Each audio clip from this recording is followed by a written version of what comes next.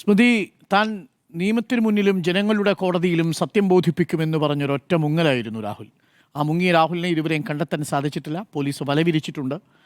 പലയിടത്തും രാഹുൽ പ്രത്യക്ഷപ്പെട്ടു എന്ന തരത്തിലുള്ള പല കഥകളും പ്രചരിക്കുന്നുണ്ട്. പക്ഷേ ഇതുവരെയും രാഹുലിൻ്റെ ഫോൺ പേഴ്സണൽ സ്റ്റാഫാണ് ഉപയോഗിച്ചുകൊണ്ടിരിക്കുന്നത്. ഇടയ്ക്കിടയ്ക്ക് ഓണാവും ഓഫാവും. അറസ്റ്റ് നീളുകയാണ്. ഇപ്പോൾ മുൻകൂർ ജാമ്യാപേക്ഷ നൽകിയിരിക്കുന്നു. അത് ബുധനാഴ്ച പരിഗണിക്കാനിരിക്കുകയാണ്. അതുകൊണ്ട് തന്നെ പോലീസ് അത്ര വേഗത്തിൽ പോകില്ല എന്നാണ് മനസ്സിലാക്കുന്നത്. അങ്ങനെയാണ് സാധാരണഗതിയിൽ പോലീസ് ചെയ്യാറുള്ളത്. മുൻകൂർ ജാമ്യാപേക്ഷ നൽകിക്കഴിഞ്ഞാൽ പിന്നീട് ആൾക്ക് വേണ്ടി അങ്ങനെ പരക്കം പായില്ല എന്നുള്ള ഒരു രീതിയാണ് പോലീസ് പൊതുവെ സ്വീകരിക്കാറുള്ളത്. അപ്പോൾ വല വീശി ഇതാ ഇപ്പോൾ വലയിൽ കുരുങ്ങും എന്ന രൂപത്തിൽ ഒരു പ്രതീതി സൃഷ്ടിക്കപ്പെടുകയാണ് ചെയ്യുന്നതാണ് ഞാൻ മനസ്സിലാക്കുന്നത്.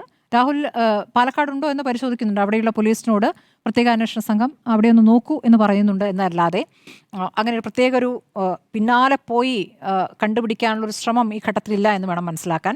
ഏതായാലും മുൻകൂർ ജാമ്യാപേക്ഷയിൽ തീരുമാനം വരുന്നതിനനുസരിച്ചായിരിക്കും പോലീസിൻ്റെ വേഗത്തിലുള്ള നീക്കമെന്നാണ് മനസ്സിലാക്കേണ്ടത്. ഇപ്പോൾ ഈ സുഹൃത്തുക്കൾ ബന്ധുക്കളൊക്കെ കേന്ദ്രീകരിച്ച് എവിടെ ആയിരിക്കാം എന്നൊരു അന്വേഷണം അവിടെ തന്നെ ഇരുന്നുകൊണ്ട് നടത്തുന്നതാണ് മനസ്സിലാക്കുന്നത്. ഏതായാലും രാഹുലിൻ്റെ ഫോൺ ഇടയ്ക്ക് ഓണാവുന്നു, ഇടയ്ക്ക് ഓഫാവുന്നു. അപ്പോൾ സുഹൃത്തുക്കളെയോ ബന്ധുക്കളെയോ ആരോ ഫോൺ ഏൽപ്പിച്ച് പോലീസിനെ അങ്ങനെ പറ്റിക്കാനുള്ള ശ്രമം നടക്കുന്നുണ്ട് എന്ന രൂപത്തിലുള്ള വാർത്തകളും ഇപ്പോൾ പുറത്തു വരുന്നുണ്ട്. അപ്പോൾ പോലീസ് അന്വേഷണം ആ രൂപത്തിലാണ് അവിടെ മുന്നോട്ട് പോകുന്നത്. ഇനി നമുക്ക് ഇതിൽ പോലീസിൻ്റെ അന്വേഷണം മാത്രമല്ലല്ലോ, ഇതിൽ എങ്ങനെയാണ് ഇപ്പോൾ രാഷ്ട്രീയ കേരളം ഈ വിഷയം ചർച്ച ചെയ്യുന്നതെന്നുള്ള കാര്യത്തിലേക്ക് പോകുമ്പോൾ ഇന്ന് കോൺഗ്രസിൽ നിന്ന് വന്നിരിക്കുന്ന പ്രതികരണങ്ങൾ നമുക്കറിയാം. പ്രതിപക്ഷ നേതാവിൻ്റെ പ്രതികരണം വന്നു, ഷാഫിയുടെ പ്രതികരണം വന്നു. ഇതൊക്കെ തന്നെയും എടുത്ത നടപടിയെക്കുറിച്ച് പറയുന്നു. നിയമപരമായി മുന്നോട്ട് പോകും, നിയമത്തിൻ്റെ വഴിക്ക് പോകുമെന്ന് ഷാഫി പറയുന്നു. പക്ഷേ കഴിഞ്ഞ ദിവസം രാഹുൽ മാങ്കൂട്ടത്തിനെ പൂർണ്ണമായും പിന്തുണച്ച് ഒരു മിടുക്കനായ ചെറുപ്പക്കാരനെതിരെയുള്ള ആരോപണം അദ്ദേഹത്തിൻ്റെ രാഷ്ട്രീയ ഭാവി നശിപ്പിക്കാൻ ശ്രമിക്കുന്നു എന്ന് പറഞ്ഞ കെ സുധാകരൻ ഇന്ന് നിലപാട് മാറ്റിയിട്ടുണ്ട്. തെറ്റ് ചെയ്തിട്ടുണ്ടെങ്കിൽ അതിന് ശിക്ഷ ലഭിക്കുമെന്ന് പറയുന്നു. അതേസമയം രാഷ്ട്രീയത്തിൽ നിന്ന് പൂർണ്ണമായി മാറി നിൽക്കേണ്ടതില്ല, അങ്ങനെ എത്ര പേരുണ്ട് എന്ന രൂപത്തിലേക്ക് ആ പ്രതികരണം നേരത്തെയുള്ള നിലപാടിൽ നിന്ന് കെ സുധാകരൻ മാറിയിട്ടുണ്ട്. ഇതിൽ ഇന്ന് ഏറ്റവും ശ്രദ്ധേയമായ പ്രതികരണം വന്നിരിക്കുന്നത് വാർത്താ സമ്മേളനം നടത്തിയ രമേശ് ചെന്നിത്തലയുടേതാണ്. രമേശ് ചെന്നിത്തല പറയുന്നു, രാഹുൽ മാങ്കൂട്ടത്തിനെതിരെ നേരത്തെയും പരാതികൾ ലഭിച്ചിട്ടുണ്ട്.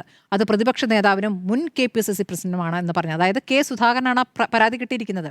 പ്രതിപക്ഷ നേതാവ് അതിലെടുത്ത നിലപാട് നമ്മൾ പരസ്യമായി കണ്ടതാണ്.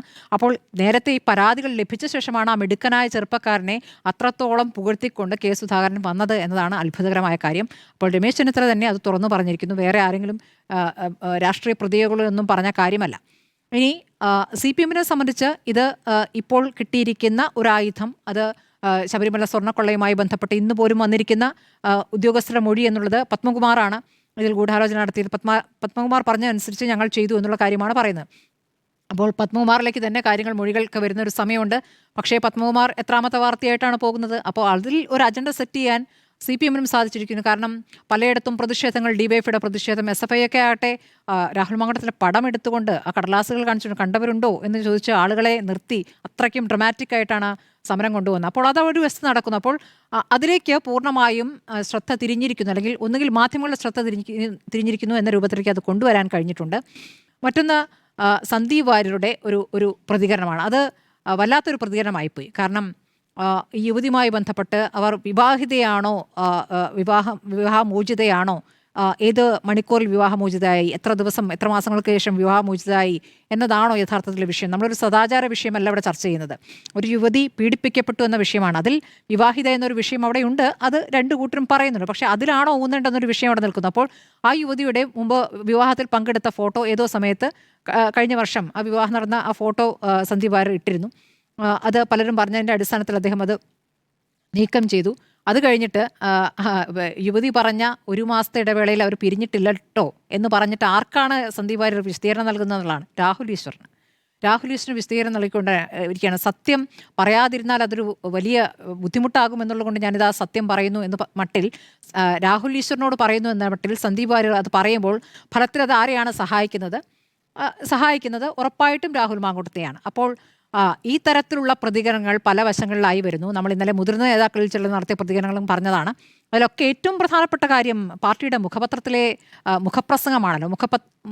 മുഖപത്രത്തിൽ വന്നിരിക്കുന്ന മുഖപ്രസംഗം, അതിൽ പാപം ചെയ്യാത്തവർ കല്ലെറിയട്ടെ എന്ന തലക്കെട്ടിൽ വന്നിരിക്കുന്ന ആ മുഖപ്രസംഗം, അത് യഥാർത്ഥത്തിൽ ആരുടെ താല്പര്യപ്രകാരം വന്ന മുഖപ്രസംഗമാണ്? അതിൽ എഡിറ്റോറിയൽ ഫ്രീഡം ഒക്കെ ഉണ്ട് എന്ന് പറയുമ്പോഴും പാർട്ടി മുഖപത്രമാണ്. പാർട്ടി മുഖപത്രത്തിൽ പാർട്ടി നേതൃത്വം ഞങ്ങളുടെ ആളല്ല, ഞങ്ങൾക്ക് ഇയാളുമായി ഒരു ബന്ധമില്ല, അയാളുടെ സ്വന്തം കാര്യം അയാൾ നോക്കുന്നു എന്ന രൂപത്തിൽ മാറ്റി നിർത്തിയ ഒരാളെപ്പറ്റി ഘോരഘോരം പ്രസംഗിച്ചുകൊണ്ടൊരു മുഖപ്രസംഗം എഴുതുമ്പോൾ പഴയകാല സംഭവങ്ങൾ പഴയ പല കേസുകളും ഉമ്മൻചാണ്ടിയുടെ കേസടക്കം പറയുന്നു, സൂര്യനെല്ലി കേസ് പറയുന്നു, ഇതൊക്കെ പറഞ്ഞ ശേഷം ഏറ്റവും ഒടുവിൽ ആ കണ്ണിൽ ഏറ്റവും ഒടുവിലെ ഇരയാണ് എന്ന മട്ടിൽ രാഷ്ട്രീയ ആരോപണത്തിൽ ഇരയാണ് രാഹുൽ മാങ്കൂട്ടത്തിൽ എന്നാണ് ആ മുഖപ്രസംഗത്തിൽ പറയുന്നത്. അതിനുശേഷം നമ്മൾ തന്നെയാണ് ആദ്യം വീക്ഷണത്തിൻ്റെ MD വിളിക്കുന്നത്. അദ്ദേഹം പറയുന്നു എഡിറ്റോറിയലിന് പറ്റിയ വീഴ്ചയാണ്, അതിൽ വിശദീകരണം തേടുമെന്നുള്ളതാണ്. ഇങ്ങനെ പല ഘട്ടങ്ങളിലായി വീക്ഷണം പാർട്ടിയുടെ വീക്ഷണകോണിൽ നിന്ന് മാറിയിട്ടുള്ള വീക്ഷണം അവിടെ പങ്കുവെക്കുകയും പാർട്ടിയെ പ്രതിരോധത്തിലാക്കുകയും ചെയ്യുന്നുണ്ട്. അപ്പോൾ ആ എഡിറ്റോറിയലിനെ ഒന്ന് വിശദമായി തന്നെ അവർ പരിശോധിക്കേണ്ടി വരും, അതിലൊരു കൃത്യമായ വീക്ഷണം പാർട്ടി നടത്തേണ്ടി വരും എന്നുള്ളതാണ്. കാരണം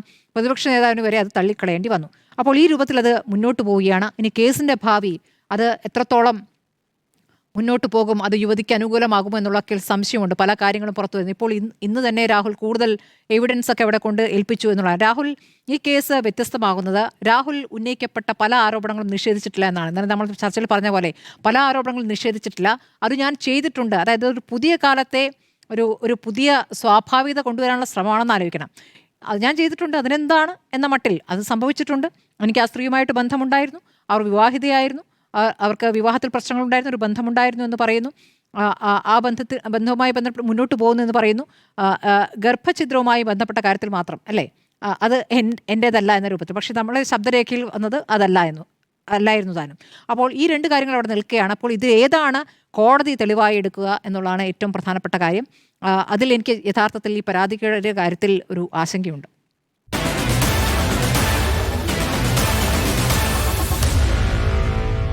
Meet the editors.